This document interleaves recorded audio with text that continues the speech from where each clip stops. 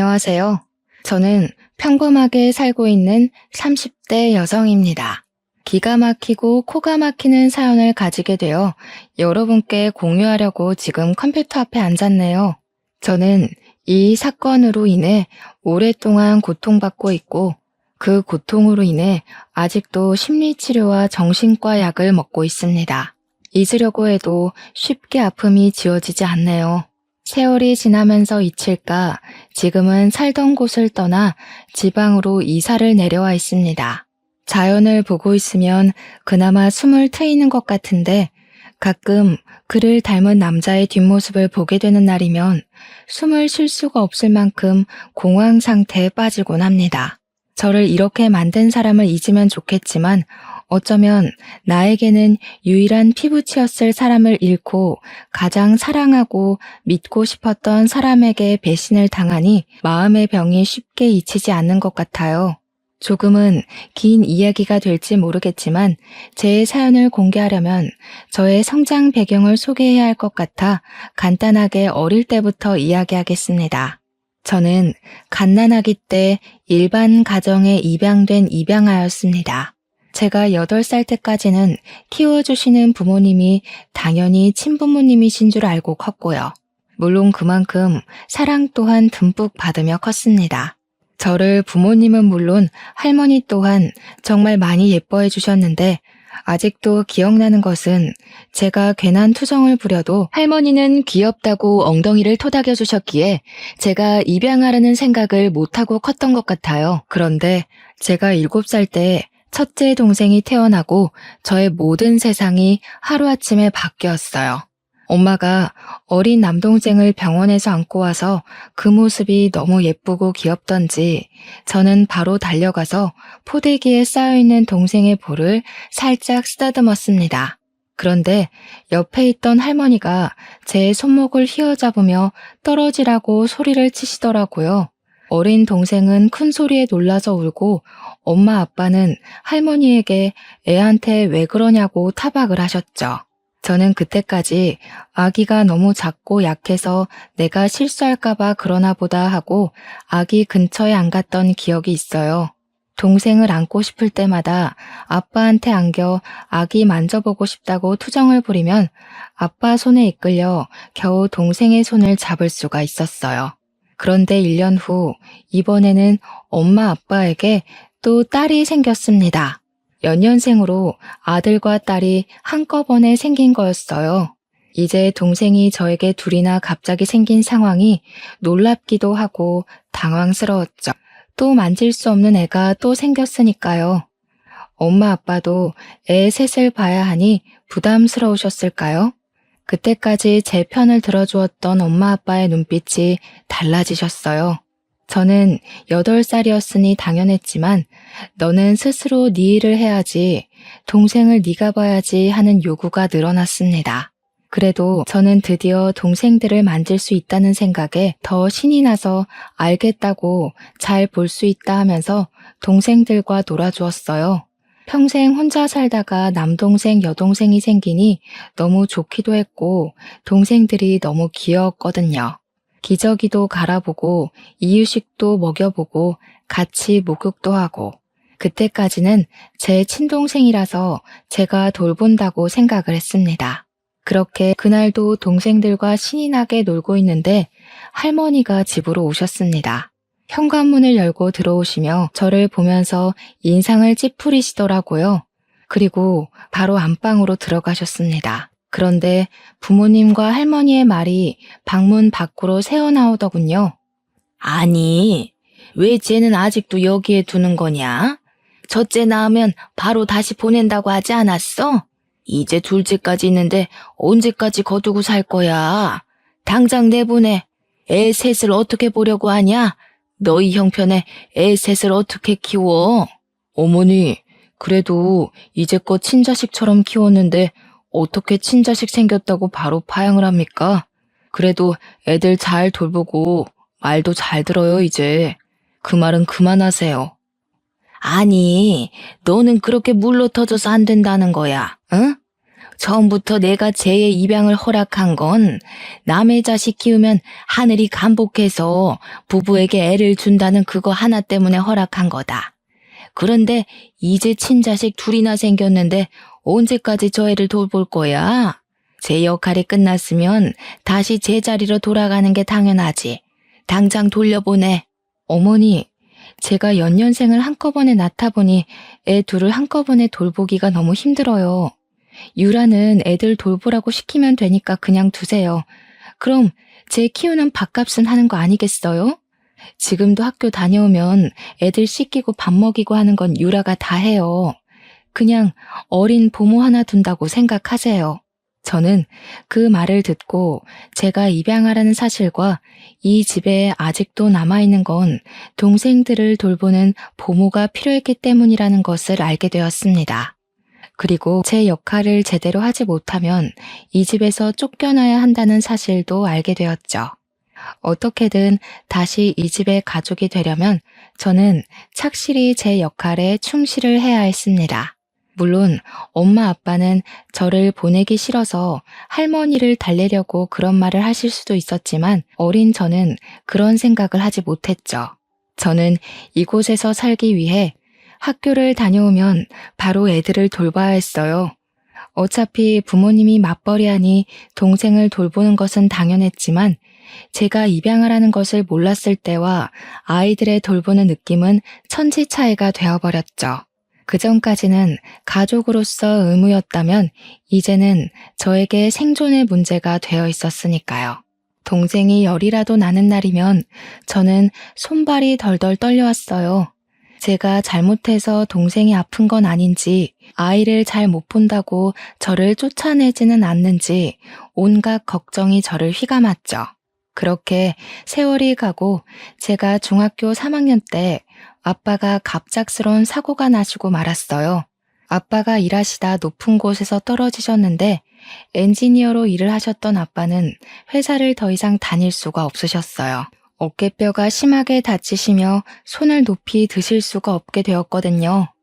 엄마 혼자 저희 식구들 모두 먹여 살려야 할 상황이 되자 가장 먼저 눈에 가시덩어리인 제가 눈에 밟히셨나 봐요.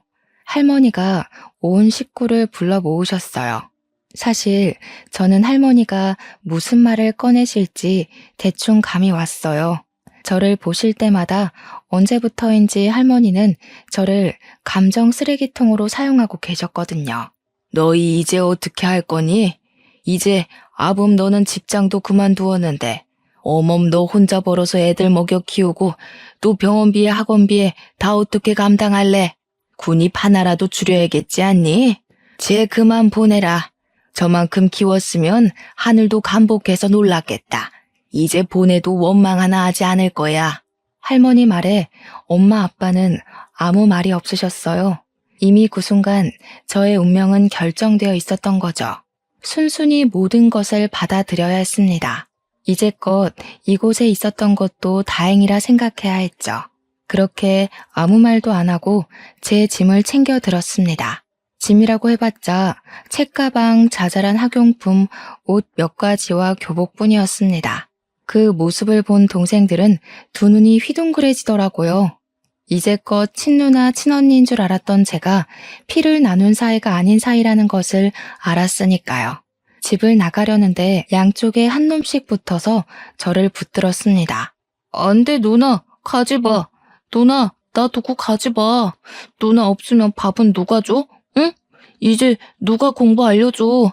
나도 데려가. 같이 갈래. 언니, 가지 마. 할머니 미워. 왜 언니 쫓아내는 거야? 할머니가 나가. 언니 말고 할머니가 우리 집에서 나가. 언니랑 있을 거야. 언제나 집에서 동생들을 챙기는 것은 온전히 저의 몫이었기에 어쩌면 동생들에게는 저는 엄마 같은 존재였을지도 모른다고 생각이 들더군요. 꼭 물가에 내놓은 아이들을 보는 것 같았어요. 그래도 어쩌겠어요. 저는 선택권이 없는데 동생들이 붙잡아도 남아있을 수 있는 권한이 없었습니다. 엄마 아빠가 동생들 하나씩 붙잡아 떼어놓아도 동생들은 꽉 붙어 제 다리에서 안 떨어졌습니다. 저는 꾹꾹 참았던 눈물을 흘리고 말았어요. 그래도 저를 가족으로 받아주는 건 동생들 뿐이었으니까요. 그리고 이곳에 남아있고 싶었습니다. 저는 할머니 앞으로가 무릎을 꿇었어요. 제발 3년만 이곳에 있게 해주시면 안 될까요? 그냥 잠만 재워주세요. 다른 거 안 바랄게요. 학비 안 주셔도 돼요. 제가 알아서 할게요. 그러니까 그냥 잠만 재워주세요.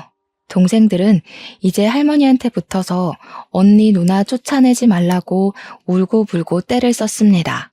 할머니는 한참을 울어대는 동생들을 보며 알겠다 하며 손을 내저으시더라고요. 저는 그 모습을 보고 겨우 숨을 내뱉으며 안심을 했습니다. 모르는 곳에서 새로운 시작을 하는 것보다 그래도 이곳에 있는 것이 더 나았으니까요. 그리고 저는 누나가 이곳에 있으려면 동생들에게 이제 스스로 챙겨야 한다고 알려주어야 했습니다. 돌보는 게 아니라 교육을 하면서 아르바이트 자리를 알아봐야 했습니다. 학비를 벌기 위해서는 다른 선택이 없었습니다. 돈을 모아 알 수 없는 미래를 대비해야 했습니다. 일단 먹여주고 재워주는 것에 감사하면서 일하고 돌아와 저녁에는 동생들을 챙겼습니다. 아직은 동생들이 스스로 챙기는 것은 무리였던지 엄마는 처음에 제가 아르바이트에 늦으면 짜증을 자주 내셨어요. 그래도 늦게라도 동생들 숙제와 공부를 꼼꼼히 봐주시니 학원비 굳었다고 좋아 보이긴 하시더군요. 그렇게 3년을 보내고 저는 바로 대학 기숙사로 들어갔습니다. 그래도 저를 위해 아빠와 엄마가 등록금을 쥐어주셨습니다. 가끔은 들려서 밥을 먹고 가라고 말도 남기시면서요. 저는 두 분을 꽉 끌어안았어요. 그래도 전 아직 그분의 딸이었던 겁니다. 그동안 버림받은 것 같아 서러웠던 마음이 눈 녹듯이 녹아내렸어요. 나중에 더 삶을 살아보고 알 수 있었지만 부모님도 저를 지키기 위해 많은 노력을 하셨습니다. 남의 자식을 데려와 친자식처럼 키우는 게 쉽지 않잖아요. 그렇게 집을 떠나고도 저는 열심히 살아야 했어요. 사회에 나오니 진짜 제가 혼자라는 것을 알게 되었습니다. 꼭 제가 초저녁에 혼자 떠있는 샛별 같았어요. 허허벌판에 외롭게 서 있는 기분 같았습니다. 이를 꽉 물고 버티고 또 버티며 대학을 졸업하고 회사를 들어갔습니다. 패션 회사에 다니면서 돈을 버니 그나마 생활이 안정되고 이제 저도 행복이 찾아올 것 같았죠. 뛰어난 실력은 아니었지만 그래도 작은 성과를 내며 꽤 인정을 받았습니다. 그렇게 그런저런 생활을 하던 중 그 일을 맞이했습니다. 하루는 회사에서 급하게 저보고 출장을 다녀오라는 겁니다. 뉴욕으로 말입니다. 원래 제가 가야 할 출장이 아니었지만 담당자가 급성 장염이 걸리며 병원에 있다고 말했죠. 저는 급하게 제 짐도 못 챙기고 회사의 옷이 담긴 캐리어를 끌고 출장을 다녀와야 했어요. 너무 급하게 챙겨서 캐리어의 상태를 살필 겨를 없어서였을까요? 겨우 낑낑거리며 캐리어를 밀고 가는데 어떤 신사분이 다가와 도와줄까요? 하고 물어보는 겁니다. 어이구, 바퀴가 고장나신 것 같은데 제가 도와드릴까요? 어디까지 가시나요? 제가 들어드리겠습니다. 택시 승강장으로 가시면 되나요? 어휴, 뭐가 들어있길래 이렇게 무겁죠? 여성분이 혼자 들기 힘들겠어요. 남자분은 훤칠한 키에 다니엘 헤니를 뺨치게 이국적으로 생긴 젠틀맨이었어요. 외모도 호감이 갔지만 친절하기까지 해 호감이 안 갈 수가 있나요? 아, 감사합니다. 정말 난감했거든요. 네, 택시 승강장까지만 도와주시면 될 것 같아요. 회사 물건이 들어있어요. 캐리어도 회사 비품이다 보니까 관리가 안 되어서 고장이 난 줄 몰랐네요. 감사해서 어떻게 하죠? 남자는 저를 향해 싱긋 웃어 보였습니다. 그 미소가 얼마나 매력적이던지 순간 심장이 콩닥였죠. 그랬군요. 저는 가방이 하도 크길래 이민 오시는 줄 알았어요. 회사 가방이셨군요. 이렇게 무거운데 여자 혼자 보내다니 너무하네요. 제가 아니었으면 큰일이었겠어요. 그는 택시 트렁크까지 가방을 친절하게 넣어주었습니다.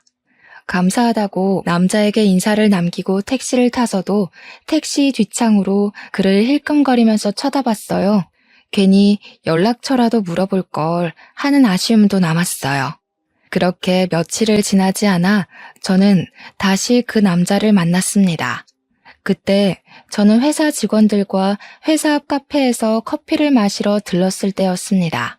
한참 커피를 주문하고 있는데 뒤에서 하는 소리에 돌아보니 바로 그 남자가 테이블에 앉아 있는 겁니다. 저는 너무 반가운 마음과 저를 한눈에 알아본 그를 보고 깜짝 놀랐죠. 그때는 정말 아주 잠깐이었으니까요. 저는 회사 직원들에게 먼저 가라고 하고 그에게 다가갔습니다. 어머, 이곳에서 다 뵙네요?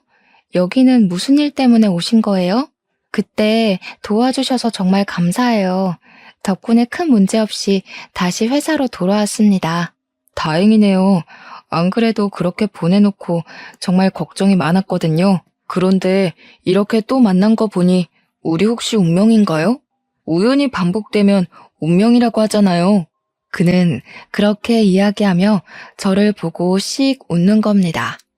정말 이국적으로 생긴 또렷한 이목구비가 제 눈에 한눈에 들어왔죠. 사람이 이렇게 잘생겨도 되는 건지 의심이 될 정도였어요. 그것도 그런데 저에게 우연히 반복되면 운명이라고 말을 하자 웃음이 나왔죠. 어머, 우연히 운명이 되려면 3번이 겹쳐야 한대요. 저희는 1번이 부족한 것 같은데요. 이거 어쩌죠? 아직 운명이 되지 못했네요. 제가 혹시 마음에 드세요? 그는 긴 목을 기다란 손가락으로 긁적이며 멋쩍게 웃더라고요.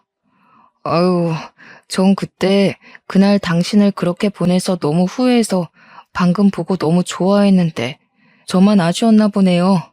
겨우 생각한 말인데. 그럼 그 1번의 우연은 제가 운명으로 만들 테니까 우리 만나볼래요? 바로 앞에 잘생긴 얼굴로 고개를 내밀며 바라보는 남자를 거절할 수가 없었어요. 일단 그는 너무 잘생겼고 젠틀한 매너를 가졌었으니까요. 우리는 그날 바로 연인이 되었습니다. 저 또한 혼자 오랫동안 홀로 지냈기에 누군가를 만나는 게 너무 설렜죠. 정말 그는 저를 아껴주고 사랑해주는 게 느껴졌어요. 만나면 그는 제 얼굴을 뚫어져라 쳐다보는 겁니다. 제가 얼굴에 뭐가 묻었냐고 물어보면 그는 웃으며 그냥 씩 미소를 짓더라고요. 그냥 얼굴만 봐도 좋다고요.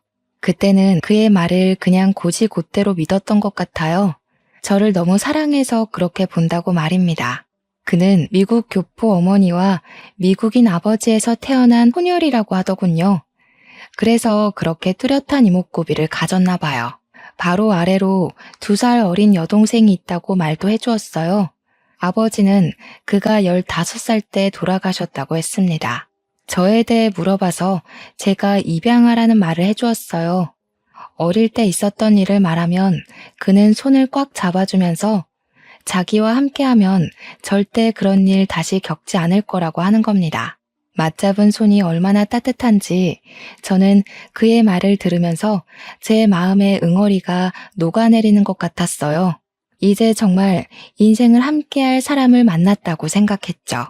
이제 외롭지 않아도 된다고 생각했어요. 그렇게 그와 만난 지 3달쯤 되었을까요? 그가 저와 결혼하자고 말을 했습니다. 유라야, 우리 결혼할까? 이렇게 너의 얼굴 보고 있는 것도 너무 좋은데 너와 매일 함께 잠을 자고 아침에 일어나고 싶어. 나랑 결혼해 줄래?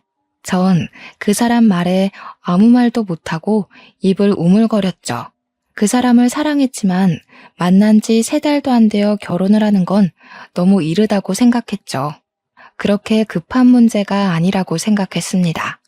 물론 그와 가족이 된다는 건 너무 설렜죠. 항상 진짜 가족을 가지고 싶었으니까요. 하지만 결혼하자는 그의 말에 괜히 고민이 되더군요. 우리 만난 지 3달밖에 안 됐는데 너무 이른 거 아닐까? 물론 나도 당신을 사랑하고 같이 있고 싶지만 그래도 결혼은 신중해야 하지 않을까? 시간을 두고 조금 더 생각해보자. 내가 너를 빨리 아내로 맞이하고 싶어서 그래. 자주 만나서 이렇게 얼굴 보는 건 좋은데 매일 만나는 것도 아니고 나는 매일 너랑 얼굴 마주하고 싶은데 우리 결혼하자. 응? 내가 잘해줄게. 지금보다 더 많이 사랑해줄게. 가족을 갖는 것에 확신이 서지 않아서였을까요? 저는 결국 그때는 그에게 결혼하겠다고 확답을 하지 못했습니다. 아무리 생각해도 만난 지 3달 만에 결혼하는 것은 이른 것 같았어요. 주위의 동료에게 물어보니 결혼정보 회사를 통해 만나 결혼하는 경우에는 딱 3번 보고 결혼하는 경우도 있다고 하더군요. 아는 사람은 1달 만에 결혼해서 10년 넘게 잘 살고 있다. 사람마다 케바케다. 이렇게 말을 하는 겁니다. 그때 당시 정말 고민을 많이 했습니다. 그에게 바로 결혼하겠다고 못하는 게 너무 오랫동안 혼자 지내서 그런 것은 아닌지, 그를 믿어야 하지만 사람을 믿는 믿음이 부족해서 그런 것은 아닌지 걱정이 되었죠. 하지만 저를 간절히 바라는 그를 배신하고 싶지 않았어요. 그 또한 쉽게 꺼낸 말이 아닐 테니까요. 저는 그와 만나서 결혼하자 하고 말했습니다. 그는 활짝 웃으며 저를 꽉 끌어안았습니다. 정말? 우리 진짜 결혼하는 거지? 사랑해 유라야, 내가 정말 잘할게. 진짜 좋은 남편이 될 수 있어. 나 정말 노력할 거야. 우리 그럼 결혼식은 언제 올릴까? 아니다. 결혼식이야 언제든 할 수 있으니 혼인신고부터 할까? 그는 그렇게도 저와 결혼하는 게 좋았던 걸까요? 저는 너무 앞서가는 그의 손을 꽉 잡았습니다. 진정 좀 해. 일단 부모님들께 결혼 허락을 맡아야지. 아무리 둘이 하는 결혼이라도 부모님께 알리고 서로 인사하고 그래야 하잖아. 결혼식은 그 다음에 하는 거야. 이렇게 번갯불에 콩 구워 먹듯이 후딱 치르는 결혼은 못하겠어. 그의 얼굴이 순식간에 뒤틀렸습니다. 그렇게도 저와 결혼을 하고 싶었던 건지 그는 고개를 숙이고 한참을 고민했습니다. 그러다가 나직이 긴 숨을 내뱉었습니다. 알겠어, 그럼. 부모님 만나면 정말 바로 결혼하는 거야? 다른 말 하기 없어. 그때 결혼을 미룬다고 하면 안 돼? 약속해. 저는 고개를 끄덕였습니다. 그는 제 손을 꽉 잡더라고요. 알겠다고 미국에서 가족을 한국으로 부르겠다고요. 그렇게 저는 그 사람의 가족을 만나게 되었습니다. 그의 가족들이 온다고 해서 그와 함께 공항까지 마중을 나가게 되었죠. 공항에서 그의 어머니와 여동생을 보고 저는 깍듯이 인사를 했습니다. 그런데 그의 가족들이 저의 얼굴을 보고는 표정이 굳더라고요. 정말 못 볼 것을 본 것처럼요. 심지어 어머니는 길게 한숨을 내쉬었어요. 저는 그 순간은 그냥 웃고 넘겼습니다. 정말 제가 마음에 안 드시나 보다 했죠. 그의 차로 호텔로 가는 내내 둘의 표정은 굳어 있으면서 말이 없었습니다. 한참을 아무 말 없는 정적이 넘쳐 흘렀습니다. 어머니가 먼저 말을 거시더군요. 혹시 집은 어디 있나요? 부모님은 계시나요? 형제는 있어요? 그동안 어떻게 지냈어요? 태어난 연도하고 생일은 어떻게 되나요? 아이고, 참 물어볼 질문이 많네. 저는 그래도 어색한 분위기 속에서 어머님이 어렵게 물어보는 것 같아서 성실히 답을 해드렸습니다. 집은 지방이고요. 부모님은 2분 다 계세요. 형제는 제 밑으로 남동생, 여동생 이렇게 둘이 있고 또 그때 그가 어머니께 화를 내며 제 말을 끊었습니다. 어머니, 왜 그런 질문을 하세요? 제가 다 전화로 알려드렸잖아요. 이제 그런 거 그만 물어보세요. 이 사람 불편하게 왜 그런 질문을 하는 거예요? 유라야, 내가 다 말씀드렸어. 이제 그만 말해도 돼. 다시 차 안에 어색한 침묵이 흘렀습니다.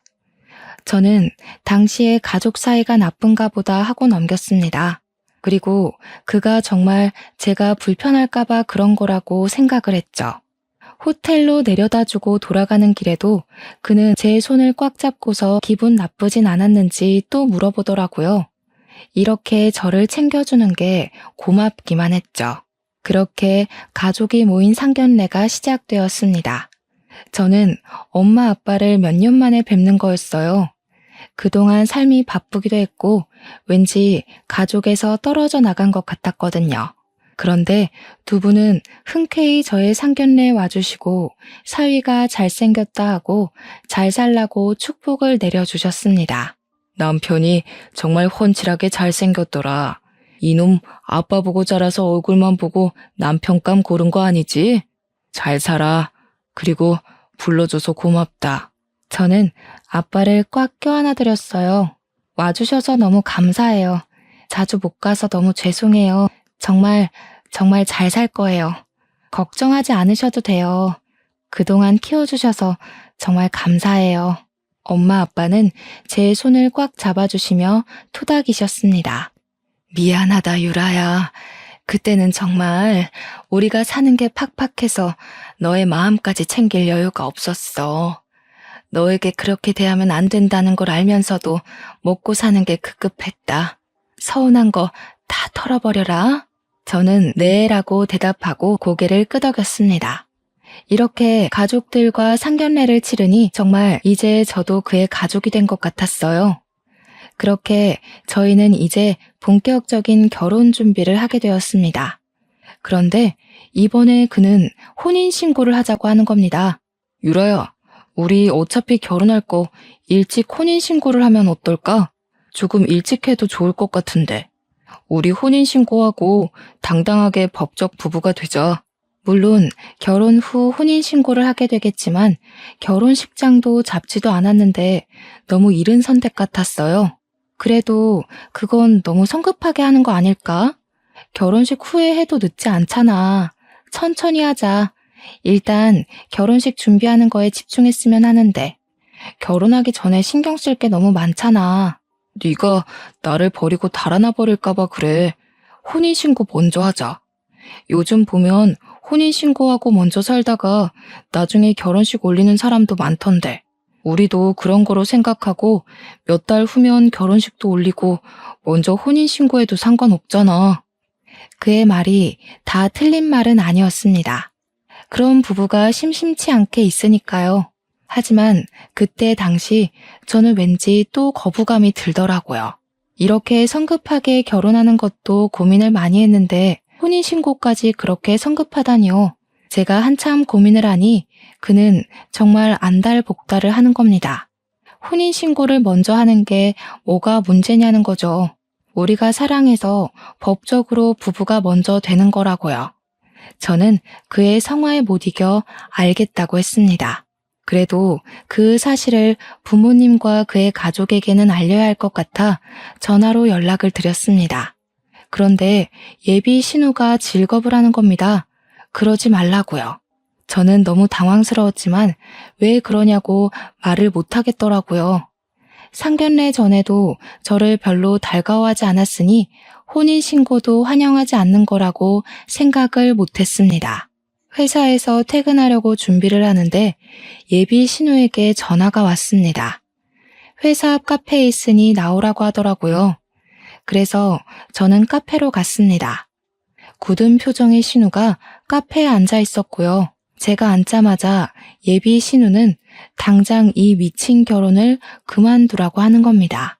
언니, 당장 이 미친 결혼 그만두세요. 그러다가 언니 정말 후회해요. 오빠가 왜 이 결혼을 하는 거라고 생각하는 거예요?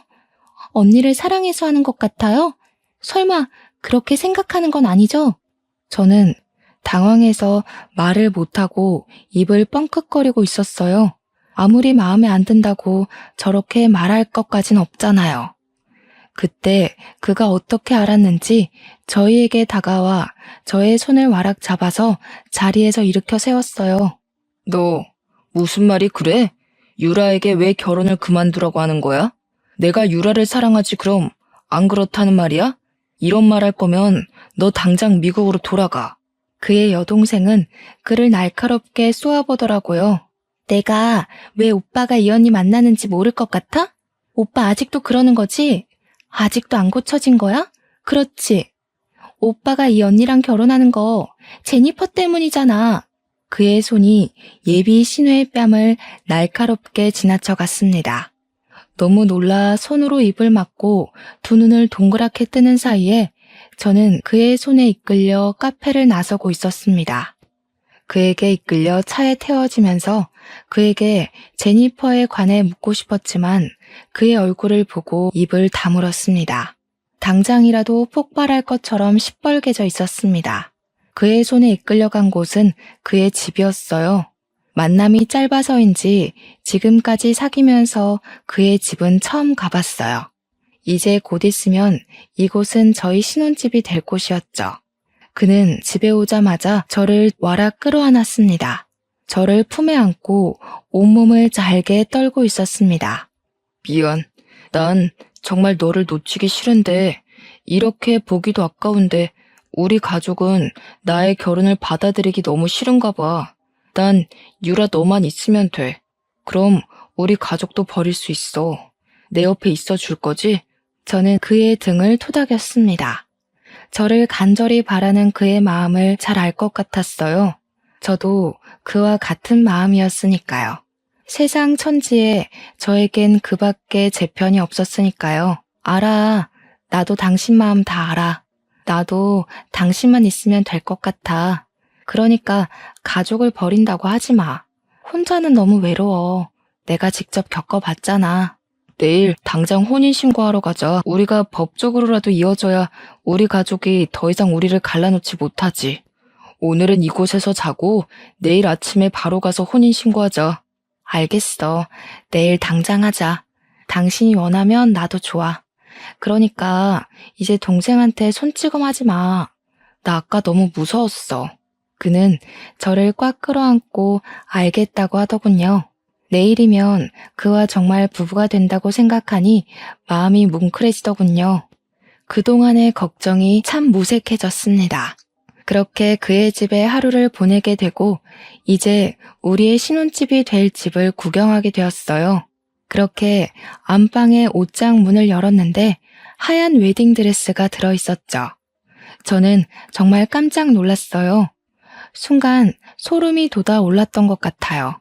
옷장에 있는 웨딩드레스라 참 기묘하게 다가오잖아요. 누가 옷장에 웨딩드레스가 있을 거라고 생각이나 했겠어요. 저는 드레스를 들고 가서 그의 앞에 내밀었어요. 이거 뭐야? 언제 이걸 준비한 거야? 혹시 내 거야? 이걸 왜 옷장에 넣어둔 거야? 혹시나 나를 위해 준비한 것인지 물어보고 싶었어요. 이곳에 있으니 당연히 제 것이라고 생각했으니까요. 그는 다가와서 저를 보며 싱긋 웃는 겁니다. 나의 신부를 위해 미리 준비했지. 너와 참 잘 어울릴 것 같아서. 입어볼래? 참 잘 어울릴 거야. 너를 생각하면서 고른 드레스니까. 저는 다시 드레스를 바라보았어요. 그런데 드레스가 유행이 지난 디자인이었습니다. 최신 유행하는 디자인은 아니었지만 그래도 저를 위해 준비했다고 하니 순간 설레더군요. 이렇게 드레스를 준비할 정도로 저와 결혼을 원했다고 생각을 했으니까요. 저는 드레스를 가지고 가서 입어보기로 했어요. 안방으로 들어가서 드레스를 입고 살짝 치마를 들었는데 치맛단 끝 속치마에 갈색 얼룩이 보이는 겁니다. 치마를 들여 안쪽을 보니 핏자국이 더 선명하게 보였어요. 오래되어 갈색으로 변색된 핏자국에 저는 온몸에 소름이 쫙 끼쳐서 서둘러 방문을 걸어 잠가 버렸습니다. 그가 문을 잠그는 소리를 들었는지 문고리를 쥐고 흔들면서 말했습니다. 제니퍼, 무슨 일이야? 무슨 일 있어? 문 좀 열어봐. 제니퍼, 왜 문을 잠근 거야? 문 열어. 왜 문을 잠근 거냐고. 그의 목소리가 선명하게 제 귓속으로 파고 들어왔습니다. 제니퍼라니. 그의 입에서 나오는 이름은 분명 제니퍼라는 이름이었어요. 저는 온몸에 닭살이 올라오자 문 옆에 서랍장을 밀어 문 앞에 가져다 놓았죠. 그리고 침대 위에 벗어놓은 제 옷에서 핸드폰을 꺼내 예비 신우에게 전화를 걸었어요. 그는 아직도 문 앞에서 문을 두드리며 제니퍼를 찾고 있었죠. 여보세요? 저예요. 지금 그의 집인데 그가 저를 제니퍼라고 불러요. 도대체 제니퍼가 누구죠? 지금 그를 피해 안방에 혼자 있어요. 예비 신우가 길게 숨을 내쉬더군요. 그리고 저에게 충격적인 이야기를 들려주었어요. 제니퍼는 오빠가 사랑한 첫사랑의 이름입니다. 둘은 8년을 사귀고 결혼을 약속한 사이였어요. 그런데 갑자기 죽어버려서 오빠가 아주 힘들어했어요. 당신하고 많이 닮았어요. 아니, 저도 처음 당신을 봤을 때는 당신이 혹시 제니퍼가 아닌가 착각을 했습니다. 그녀의 말에도 저는 이해가 가지 않았죠. 아무리 닮았다고 해도 사람을 착각한다는 게 말이 안 되잖아요. 아무리 닮아도 사람을 착각하다니 말이 안 되잖아요. 그리고 그 사람 집에 웨딩드레스가 있던데 혹시 이것도 제니퍼의 드레스인가요? 혹시 당신은 자신이 쌍둥이라는 것을 모르고 있었나요? 제니퍼는 자신이 아기 때 한국에서 입양이 되었다고 일란성 쌍둥이 동생이 한국에 남아있다고 항상 말했습니다. 혼자 미국으로 입양되었다고요. 언젠가 당신을 만나러 한국으로 가겠다고 말했었습니다. 저는 그때까지 저에게 쌍둥이 언니가 있다는 걸 모르고 살았습니다. 결국 그가 사랑한 건 제가 아닌 죽은 언니였던 거죠. 그때 그가 문을 밀어내고 방 안으로 들어왔습니다. 문고리가 이미 망가져 헐렁거리더군요. 그는 저를 보며 미소를 지었습니다. 저는 그를 피해 뒷걸음쳤습니다. 그는 제게 다가와 어깨를 꽉 잡더군요. 제니퍼, 돌아왔구나. 드디어 나에게 다시 돌아왔어. 얼마나 이 순간을 기다렸는지 알아? 그때 정말 미안했어. 혹시 많이 아팠어? 너를 아프게 하고 싶지 않았는데 용서해 줄 거지? 이미 그의 눈에는 저는 없었어요. 그의 앞에서 있는 것은 제니퍼인 저의 언니였습니다. 저를 껴안은 그를 밀쳤습니다. 나는 제니퍼가 아니야. 제대로 봐. 난 김유라라고. 당신이 말하는 제니퍼는 이미 죽었어. 이제껏 나를 사랑한 게 아니라 언니를 사랑해서 나를 좋아한 거야? 어떻게 이럴 수가 있어? 순간 그의 얼굴이 뒤틀렸습니다. 그러더니 제 발밑에 무릎을 꿇으며 손을 싹싹 비는 겁니다. 아니야, 미안해 유라야. 내가 잠깐 정신이 나갔나 봐. 내가 사랑하는 건 네가 맞아. 착각하지 않았어, 정말이야. 내가 너를 얼마나 원하는데. 저는 그 순간 그에게 벗어나야겠다고 생각하고 밖으로 뛰쳐나갔습니다. 그는 뒤에서 저를 확 잡으면서 놓지를 않더라고요. 그리고 그대로 포개져 바닥으로 꼬꾸라져 쓰러졌습니다. 그는 저를 위에서 짓누르며 얼굴을 바짝 들이밀었습니다. 나에게서 도망 못 가. 왜 나를 벗어나려고 하는 거야? 내가 너를 얼마나 사랑하는데. 너도 제니퍼도 왜 날 도망가려고 하는 거야? 내가 얼마나 사랑해줬는데. 미쳤어. 너는 미쳤어. 이게 사랑이야? 이건 사랑이 아니야. 집착이지. 언니를 도대체 어떻게 한 거야? 이 드레스는 도대체 뭐냐고. 그는 저의 어깨를 강하게 짓누르며 저의 귀에 작게 속삭였습니다.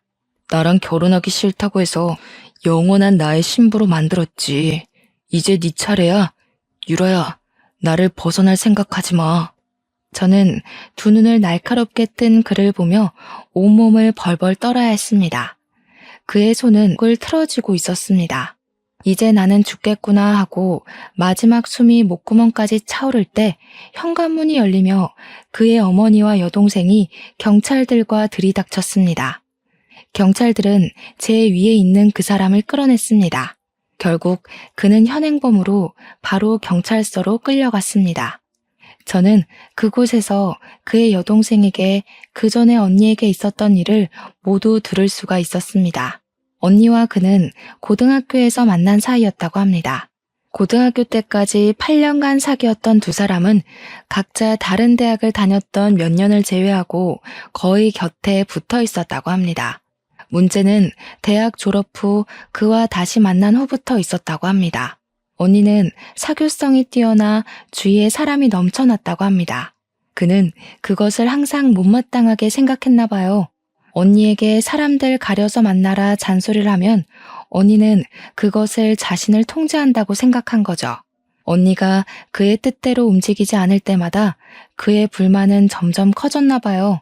둘 사이가 어긋날 때마다 그의 집착은 점점 커지고 이제 병적으로 언니를 간섭하고 통제를 하기 시작했답니다.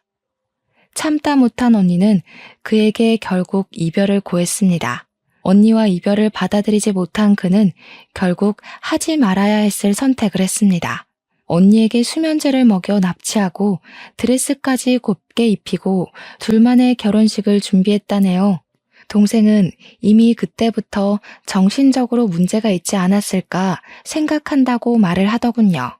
잠에서 깨어난 언니는 자신의 모습에 소름 끼쳐하며 그와 크게 싸웠나 봐요. 그리고 집 밖으로 달아나는 언니를 차로 쫓아간 그는 언니를 차로 치워버렸습니다.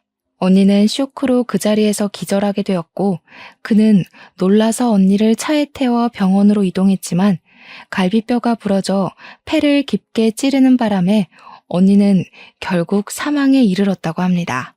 언니의 장례를 치르고 그는 사랑하는 사람을 죽였다는 죄책감과 집착 대상이 사라지며 심한 정신착란을 일으켰다는군요.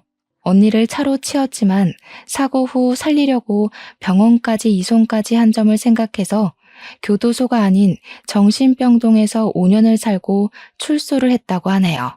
그리고 그는 치료 후 평범하게 일상으로 돌아와 한국으로 출장차 왔다가 우연히 저를 발견했다고 합니다.